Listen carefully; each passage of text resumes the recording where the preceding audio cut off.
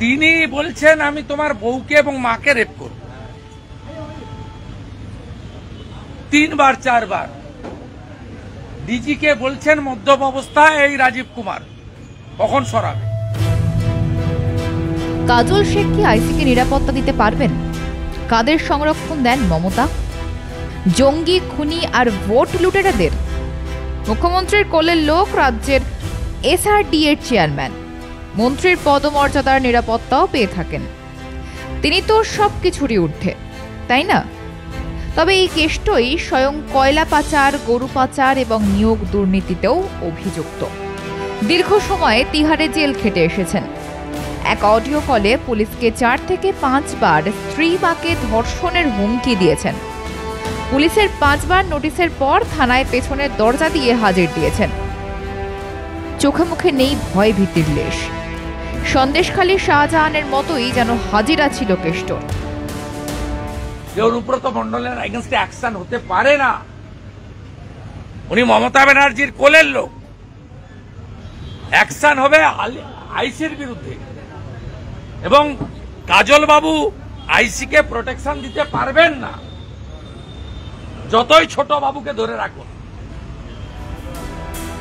পাল্টা বোলপুর থানার আইসি লিটন হালদারের 2টি ফোনই বাজেয়াপ্ত করা হয়েছে। আর্থিক দুর্নীতিতে ইতিমধ্যেই পুলিশ বিভাগীয় তদন্ত শুরু করেছে ওই পুলিশের বিরুদ্ধে। রাজ্যের বিরোধী দলনেতা শুভেন্দু অধিকারী বলেছেন তাকে কখনোই পুলিশ গ্রেফতার করবে না। এই রাজ্যের মুখ্যমন্ত্রী স্বয়ং 14 বছর ধরে পুলিশ মন্ত্রী। দোষীদের ধরা তো দূরের কথা, কার্যত অপরাধী গুন্ডাদের আশ্রয় প্রশ্রয় দিয়ে থাকেন।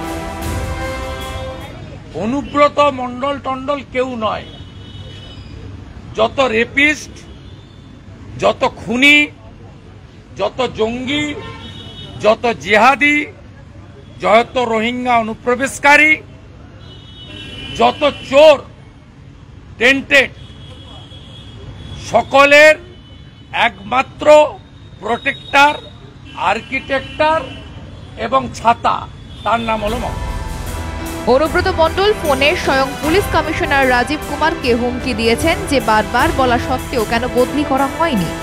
রাজ্যের পুলিশ হরিয়ানা থেকে আইনের পড়ুয়া ছাত্রী শর্মিষ্ঠা পানোলিকে গ্রেফতার করতে পারে, অথচ রাজ্য পুলিশের আইসির মা স্ত্রীকে ধর্ষণের হুমকি দেওয়ার অনুব্রতকে গ্রেফতার করতে পারে না। কিন্তু কেন এই অসাম্য? আসলে রাজনৈতিক নেতারা কি তাহলে আইনের বাইরে? অবশ্যই রাজ্যের জন্য এটাই হয়তো সত্য। হিন্দু দেবদেবী এবং কামাখ্যা সম্পর্কে কুকথা বলা মুসলিম যুবক ওয়াজাহাতকে কেন গ্রেফতার করতে দেখা যায় না? তিনি অবশ্য ভোট ব্যাংক হিসেবে থাকেন, তাই নিষ্ক্রিয় পুলিশ। আরজিকর ধর্ষণকাণ্ড থেকে মুর্শিদাবাদ হিংসা পর্যন্ত একাধিক ঘটনায় রাজ্য পুলিশের ভূমিকা ছিল প্রশ্নের মুখে। পুলিশ মন্ত্রী মাথায় হাত, আশীর্বাদ আছে, তার পরামর্শই অনুব্রত ওখানে গেছে। তার ফোন বাজেয়াপ্ত করার কোনো ব্যাপার নেই। ওই বেচারি হালদার, হিন্দু বাড়ির ছেলে, তার 2টো ফোন বাজেয়াপ্ত হয়েছে এবং তিনি সাসপেন্ডও হবেন। 1946 সালে মুসলিম লীগে সৈয়দ সোহরাওয়ার্দী যা যা করেছেন, বর্তমানে মমতাও তাই করছেন। সেই সময় জিহাদিরা হিন্দুদের কাফের বলেছে। এতদিন আমরা শুনেছি, এখন আমরা চোখে দেখছি।